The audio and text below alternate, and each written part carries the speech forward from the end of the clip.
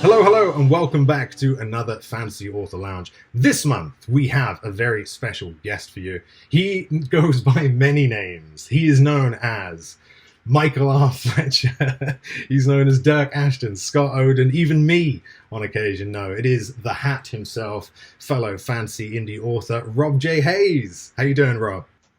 Hello, how's it going? I'm good, thanks. How are you? Very well, thanks, man. Great to finally get you in the lounge. You're looking well. Obviously, you got the hat. I'm glad you wore that for this. I felt like it was kind of an order. You sort of like build it as the hat, so I have to wear the hat. That's it. Also, this is the first time the hat has ever been on video, I believe. It's had many pictures. Its reputation is famed. It is something of legend. And now, here it is, on my head. Oh, an exclusive. Not Graham Austin King's head, in case he's watching. Oh, man. Yeah, that hat has seen the rounds, especially at Dublin Con. I think it found its way onto George R. R. Martin's head at one point, or at least near him, in his vicinity. It was definitely got near him. I think it might have got onto Peter V. Brett's head at one point. But, George R. R. Martin's head, the Grim Reaper's head, was adorned by a different hat, as it usually is. Well, as I said on social media a little while back, I'm convinced it's some sort of spell to just, place the hat on each author's head and steal all their ideas and their knowledge, and then you can just channel it through. So it will not find its way onto my head, ever. That sounds like a challenge. It will. Next con, we'll manage. All right. Well, man, thanks for joining me in the Fantasy Author Lounge. Yeah, it's good to see you. It's been a year since we last saw each other at Dublin Con. But for those who don't know you out there, who are you? Who the hell are you? I'm some guy. I'm a British fantasy author, I suppose. I write dark fantasy, darkish fantasy. I tend to just call it epic fantasy, but everybody calls me grimdark, so I write grimdark, apparently. Go with it. I don't know. I don't believe grimdark exists, but that's a completely different topic of conversation. Whoa! I walk dogs. I write words. I used to have hobbies, but we're in the middle of the apocalypse, so there is that. Don't have any of those anymore. Tell us about your books then. What have you written in the past? I'll start with this one because it's right here. I have a copy of it by my table on my desk. This is Never Die, which is my samurai martial arts inspired sword and sorcery romp with a very Asian flavour to it. With an absolutely beautiful cover. It's Felix Ortiz, and he's amazing. And then there's other ones like there you go. Here we go. That's The War Eternal series. There you go. I mean, yeah, those covers. They do definitely scream grimdark, or at least I know grim and dark. I don't know. The middle one doesn't. Lessons never learned. Look, it almost looks like a Marvel cover or something. Yeah. It's lightningy. They're my sort of epic, high fantasy type thing. Book one sort of set in a pit in a prison, and it's all about a young woman who is thrown into jail for war crimes, being that she's on the losing side of the war, and then it's about her sort of making new allies and trying to escape. Awesome. And then I have other books. You got some pirate fantasy thrown in, haven't you? I do. I've got my Best Laid Plans duology, Where Loyalties Lie, and the other one, Fifth Empire of Man. Funny thing about authors, we forget the names of our books. All the time. That's my piratical duology, and then I've got The Ties That Bind, which is my sort of witch hunters and all that lot. And then I've got a steampunk one. I always forget about that one. And your sci-fi. Yeah, I always forget about those as well. Because you've been doing this for a long time, haven't you? Did you say a decade? 10 years. Isn't it? Yeah, 10 years. No, I've been writing for 10 years. I've been self-publishing for about 7.5 now. Yeah, that's a lot of books in 7.5 years, though, man. That's awesome. That's really good. I built up a backlog and then I started releasing them. That's the trick to it. Yeah, you were sneaky with that. Whereas the rest of us just have to write, release. Yeah. I just know it's my sort of preferred. If I can do it that way, I tend to prefer writing an entire trilogy and then releasing them. I mean, maybe not rapid releasing them anymore. I might give up on that as a strategy. Works very well, but dear God, is it tiring. Well, let's talk about that, because you and I have both done it in the past, in the last couple of years. And I mean, yeah, tiring is one way to put it. But yeah, tell us how you found it and how you went about it. How I found it, how I found the idea, because that's your fault. So a little bit of context there. I met Ben at Worldcon last. Well, I've met him before, but I met Ben at Worldcon last year. We had a bunch of drinks at the bar. Yes, we did. Many, somewhere between one and all of them. An epic amount of ale was swilled. And Ben obviously had just done his rapid release, and he told me that it's brilliant. Do it. That feels like 5 years ago now, thinking back. I'm sorry. No, it's exhausting. Yeah. Trying to get 3 books ready to go month apart, to release them one month apart is exhausting enough in itself. And then there's all the marketing that you have to do once you start releasing them. Blog tours, podcasts, getting your advertising right, levers, turning those cogs. It's so much, and it doesn't stop, because then you sort of like, you do the first one, and you sort of like, you start building up to it maybe a month before or whatever. And then you release that first book, and then for the first month you're doing first book, and then there's the second book, and then you're doing the second book while also still doing the first book, and then there's the third book. Yeah. I definitely underestimated it. Would you do it again, do you reckon? No? I don't know. Maybe. Because there's definitely a benefit to the reader's side, right? Because we know how fast some readers can read out there. Is it worth the effort just to do that, when actually, would people mind waiting? I think, I think some people will mind, some people won't mind. Some people would... I think some people obviously prefer the sort of more traditional way of sort of publishing, where you may be releasing one a year or whatever. But then, some people they'll just rocket through them as soon as they're all released, hammer straight through them. Biggest benefit to it, in that sort of terms, in terms of the author, is the fact that with each subsequent book release, it's helping to boost the books before it. So it all builds on boosting up book one, boosting up even more. And that's certainly what I found. Every time I released, when I released book 2 and then when I released book 3, it led to massive bumps in sales of book 1. Yeah, that's the thing. It's definitely like a signal boost, isn't it? Having a lot to talk about in a shorter space of time.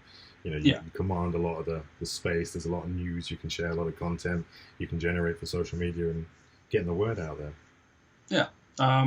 So I think it's definitely worth it. It's definitely a viable option. And personally, I might do it again with another trilogy. I know some people who do it just like all year. It's like every month is a new book. Never. I would never be able to do that. Even though we're gluttons for punishment, that's too far. No, I think that's when certain authors turn to things like writing teams and having marketing teams and things like that behind them, which is completely understandable given the experience we've had with rapid releases. Well, in terms of another tactic or another type of book that we've tried, actually both of us have tried, is standalones, because Never Die is a standalone, or at least at the moment. And obviously not a lot of standalones exist in the market compared to series. They're kind of, I'd say, slightly rarer. First off, how did you find the experience writing a standalone compared to a series? And is it possible to not want to write a sequel? That's a hard one. So I think in terms of writing it, it was a bit, I felt I was a bit more free. With a series, you're sort of like, you're building up to the next book, and you're sort of like, you're trying to measure out your twists, your reveals between the 3, and making sure you're keeping the excitement of the overall arc going and all that lot. But with a standalone, you're just like, no, here's all my ideas, splurge. So in many ways it was a bit more free of sort of the way of actually writing it. And I think that sort of helped, especially with a book like Never Die, which was kind of just like a bolt of lightning in my head. I was like, I think I was watching a martial arts film. I can't even remember what it's called. It was terrible. I hated it. I thought it was absolutely terrible, but absolutely terrible. But there was a single character who was called something like the 13th Master. That was his name. That was his entire name. And I was like, hero names. And then I'd already had this idea of like a bunch of sort of heroes based in a more MOBA style of book. It was going to be a sort of lit RPG type thing, based around a mobile battle arena like League of Legends or Defense of the Ancients, that sort of thing. But then I realised that I really don't like lit RPG, so threw that one out the window. But yeah, no, Never Die was just like this bolt of lightning inspiration. I was like, because it was a standalone, it allowed me just to dive right in, write it as I was going, and then when I was done, that was it. Done. And yet. And yet I've seen a few social posts from you about a possible sequel. And it's something people have asked me about The Heart of Stone. And I'm just like, you know what? Yeah, I could see several sequels. And I don't think it will stay a standalone forever. So it made me laugh when I saw your posts. And I just thought, is this the curse of fantasy authors, especially epic fantasy authors, that we can't actually write standalones, and then maybe that's why they're so rare? Didn't you do a novella in the same? I did. So I mean, it's not, yeah, I suppose that does actually count, doesn't it? Yes, I did. Yeah. I mean, for me, Never Die was always meant to be a standalone. I had no intention of taking it any further than that. But that being said, I did have an idea. I'd sort of like, I think about a month before I actually published it, I had this idea of sort of like one of these other characters. For anyone who's read it, it's the strategist, The Art of War. And she was sort of a bit part character in Never Die. And I just had this idea of, ooh, that could work as a cool another story. But I had no intention of writing it. And then I released Never Die, and people kept asking for more. People kept asking for more in the world, for a sequel. So what was it? So yeah, then it was sort of last year after I got back from Worldcon. Funnily enough, I edited a book and sent it off to my agent, John Jarrold, also your agent. I edited a book and sent it off to him, and then I was trying to distract myself from that book. So I sat down and wrote a sequel to Never Die. That's the problem right there, isn't it? Keep them in You'd be amazed the number of times I write a book by trying to distract myself from another book. Yeah. No, I think it's incredible because, I mean, whenever we're going through, or at least my experience with a standalone was the fact that when I was going through, the ideas just seemed too good to ignore. And the ideas that I was picking up on and kind of stowing away for later, but actually thinking other books entirely, not a sequel, because I was determined to keep Heart of Stone a standalone. And then it was the reader response of people picking out and saying, oh, but what happened, or what would happen, or do we ever find out what happens to this? And I just thought, damn, you're right. Yeah. So I think some of it is like, even if you don't intend it to be like a series or whatever, when a reader comes back to you and says, ooh, what about this character? What happened to this character? Or, what about this? And it helps to spark your imagination as a writer, because you start thinking, yeah, what did happen to that character? And the next thing you know, your brain's constructed a story. And that's it. We're hooked at that point because, That's the way us authors work. Something sparks, you write a story in your head, and then suddenly you're like, oh, man, keyboard, here we go. Yes, bring me my writing hat. I don't think there's many of them around, actually. I think it's because they're not as profitable. And I think that a large part of this is possibly due to, well, not due to, but something that the traditional market moves upon is the fact that a series sells itself. Book one sells book two sells book one, book two also sells book three, and so I think it's more profitable and it equals more sales to produce a series rather than a standalone. So I think that probably has a lot to do with it, sort of the old writing to market, even when you're not writing to the market. That's the thing, isn't it? I mean, if readers are interested in something and are incredibly vocal about, hoping something will come to fruition one day, should we really sit back and just kind of, take the artist route out and say, no, it was always meant to be a standalone? I find that's a kind of bit vacant after a while, especially as, self-publishing authors, we're also businesses as well as creatives and artists. So, yeah. We've got to make money. We've got to live. Exactly. Talking about writing then, and the bolt of lightning hitting your brain, what are some of your biggest inspirations that aren't books, taking it outside of the literary world? Because I know you're kind of into a lot of different fandoms and things like that. Where does your inspiration come from? From film, TV, or other places? Weirdly, actually, my biggest source of inspiration tends to come from music, and it's not like it's not like the sort of idea of I'm listening to music and I'm imagining the scene or anything like that. It's lyrics spark things off in my brain. So I remember, must be about 3 years back now, I think. I was having a nice little pace up and down the garden, as I do. It's a good way for me to just think and all that. And I was listening to a band called Rise Against. And they had there's a single lyric in a song that just, was it, "My hands are soaking in the blood of angels." That's cool. And my brain just exploded. I'm getting it now. And then the next thing I knew, I was sort of like, I was just sat down scribbling in my notebook, writing out this prologue. Mm-hmm. I remember because my wife, Vicky, came home, and she was just like, "How you doing?" And I just ignored her. Just like, all right, I'll leave you be. And then I had this prologue, sent it round to my alpha readers, who all just came back and went, "Write this, please." So I did. And then as I was writing it, there was more and more and more. And then there's this whole trilogy in my head and all sorts. And it literally all stemmed from that one line. And my brain just exploded from it. That's amazing. Yeah, that's it. Really interesting.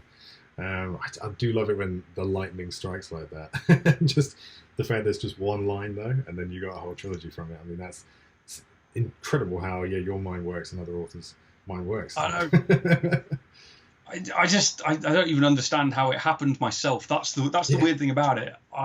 You try and explain the process, and you're like, well, there wasn't really one. Something sparked off a bit of imagination, and it went from there. And my brain just took it from there. Because brains are crazy. Yeah. I remember Emaneska was a little bit like that, where the first kind of nugget of the idea, or the first spark of the idea, was the word Emaneska. And I was just like, sounds fun. Does it mean anything? I don't think I've actually revealed this ever, but it's an anagram of namesake.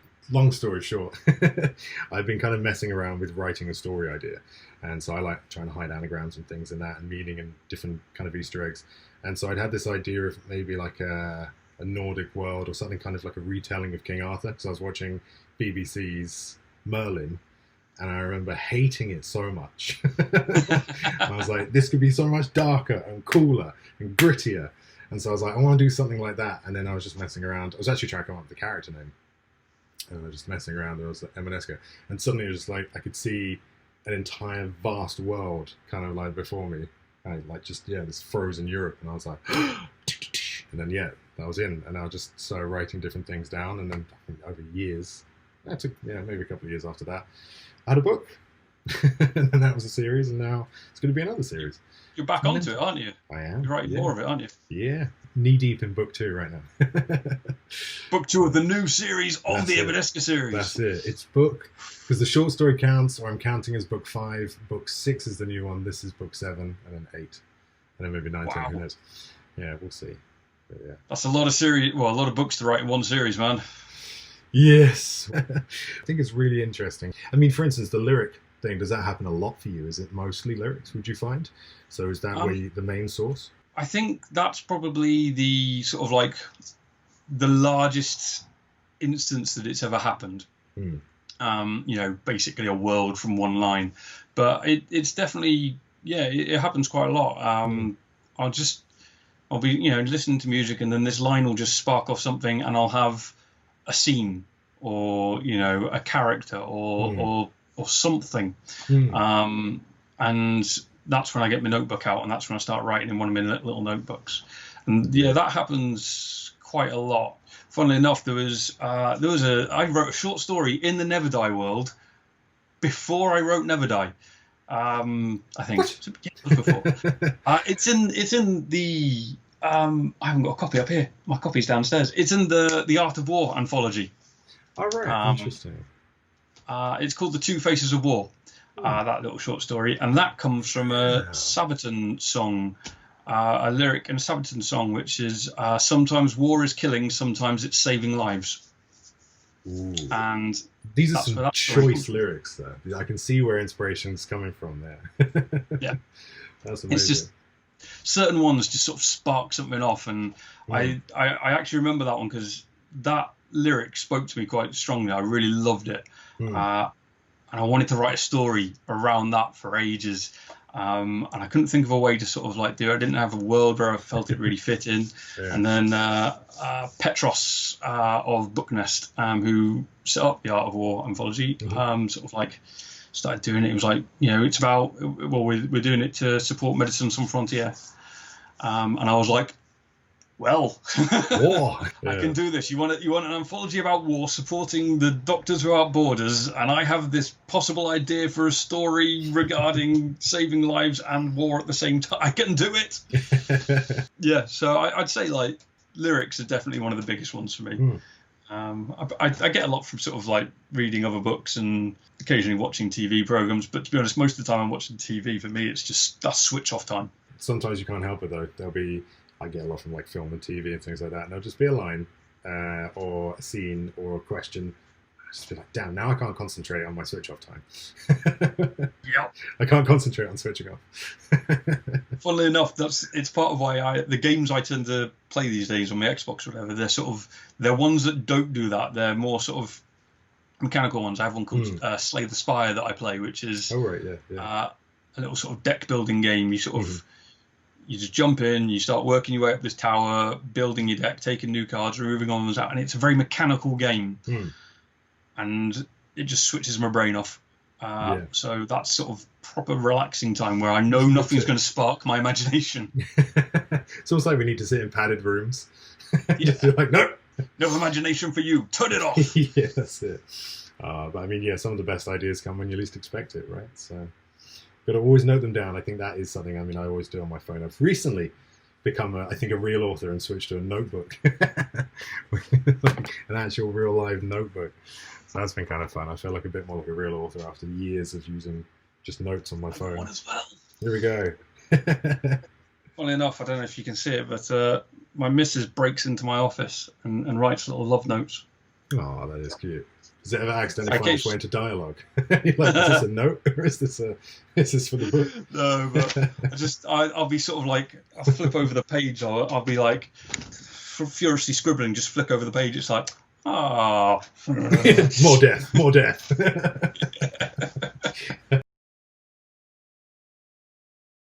So, talking about that then, because you're full-time. So you've obviously been doing this for 10 years, self-publishing for 7.5, you said. So what was the point when you knew you could make the switch? What was the kind of the threshold for you to think, right, I'm going all in on this, and I'm going to do this for the rest of my life? Okay, well, I am not someone to take as a representative in that case, because when I jumped in on self-publishing, it was pretty new-ish. Kindle Unlimited didn't exist for a start. That was a big deal. So I was lucky. I released my Ties That Bind trilogy. I released it all in one day. Wow. That was a different sort of rapid release altogether. And I somehow managed to trip Amazon's algorithms or something, and it sold incredibly well. There was one point where all 3 of my books were only kept off the top spot in epic fantasy by George R.R. Martin. Damn. All 5 of George R.R. Martin. Each one of his books, and then mine. Oh, my. And I sold incredibly well. I don't know how I did it, honestly. It was luck. I certainly wasn't doing anything that should have worked. So I made a fair amount of money in my first year and thought, I'm making more from writing than I am from my job. I'm quitting my job. That's excellent. And then that worked all right for a year or two, about a year and a half, I think it was actually. And then I spent about 4 years not earning very much and being supported by my girlfriend. And it's only in the past year and a half, 2 years that I've managed to actually get to the point where I am making enough money again from my writing that I can legitimately call this a job. So yeah, I'm not anyone to take as an example in this one. I lucked out, and then I made a lot of mistakes, and I just decided I'm going to keep at it rather than trying to go back to the grind, as it were. Yeah, no, I think that's a really interesting story anyway. I mean, like, because everyone's got their own way, and I don't think there's any right or wrong way. And when you know, you know. And I mean, I think you took a good leap at the start. And as for mistakes, I mean, whew, the number. As you were talking, I was just thinking, like, I should have done that. I should have gone to KU earlier. Like, it's always that kind of self-doubt, not just with our works, but also with our businesses, because it's just down to us half the time. Unfortunate those days of certain Amazon algorithms and certain ways the market used to work, that they just don't work like that anymore, do they? No, not at all. I mean, which is a shame. I know there are authors out there who chase the Amazon algorithms and seem to know how to trip them or whatever. I don't have the smarts for that. That's the thing. I'm just all about the writing. You know, I don't want to. Yeah. I don't want. Was a great Facebook advertising marketer on my tombstone. I want fantasy author on my tombstone when I'm come and gone. I mean, for me, it's changing topics here. With me, when it comes to the marketing side, if I find something which is working to a degree, I'm happy with it. I'm past the point where I'm like, must make it better, must make it work better. I'm just like, it's working fine. I'm just going to leave it at that and go back to writing my next book. That's it. You know, that is always the best marketing technique anyway, as well as obviously being the source of why we do all this, the love for books. But yeah, your next book is still the best marketing you could ever do. And it's aligned with what we want to do. Yeah, I'd rather spend weeks writing than weeks digging through Excel spreadsheets and ad dashboards. I think these days, yeah, you've got to have a slight handle on marketing and at least a minor budget behind you to actually make it work. Unfortunately, I do believe the self-publishing industry has moved to the point where it is a bit pay to play. I think moving closer to that every day, I think, as well. Yeah, it is essential. Can't escape but it. On the topic of the best marketing you can do is always writing the next book, I have to agree with that, because as much as my new series is my current big earner, it's still not enough that it would support me on its own. It's my catalogue that I've got sort of like behind me, which is what currently allows me to call this a proper job and work full time in it. I've got 13 books. Yeah, 13 books now, I think. Yeah. So it's all of them together that are making up the wonderful financial entity that is Rob J. Hayes. That's it. That. Yeah, that. Awesome. Well, I'll tell you what, Rob, where can we find you for those people watching who haven't come across your books? You can't find me. I'm elusive. I'm certainly not on like Facebook under... What is my Facebook page? I think it's just The Heresy Within, actually, at The Heresy Within. Sweet, we'll get that up. I'm on Twitter with the handle @RobofTheHaze. I'm on a podcast with Dirk Ashton, Michael R. Fletcher, and Jed Hearn, and that's Wizards, Warriors, and Words. That sounds Cabalish if I've ever heard of something before. Isn't it just? And I've got a website, www.robjhays.co.uk. Sweet, we'll get those links up. Yeah, hopefully people can come and enjoy your awesome books. And yeah, looking forward to future books, because I mean, I know you write like a machine, so better get cracking with Never Die 2. No, that one's written. That one's Pawn's Gambit. That one's coming in January 2021. It's written. I must have missed it. That one's written. It's fully written. I've even got the artwork from Felix, and it's brilliant. But I can't share it yet. Can't wait. Can't wait. So that one's done. I'm actually currently writing the third Mortal Techniques book, the Never Die 3. Never Die 3. Never Dyer. Yeah. Never ever die with a vengeance. Judgment Day. Die Harder. Dying Revolutions. the jokes for that one just keep coming. It's like every time I sort of mention it, it's like I get somebody else like coming along going, aha, have you thought of this? You know, they all seem to be sort of themes on like Die Hard or James Bond or Terminator. I mean, great choices. That's great. I think that's really cool and awesome. I mean, yeah, can't wait to read those. Keep your eyes peeled for those people who are watching. And if you haven't read Never Die Yet, get in there. There it is. Or any of your books. It's gorgeous. I just think that's my favorite cover. I mean, I'm torn between so many of your covers, but I think that one's just Felix pulled out the bag on that one. So composition of it and everything. Cool.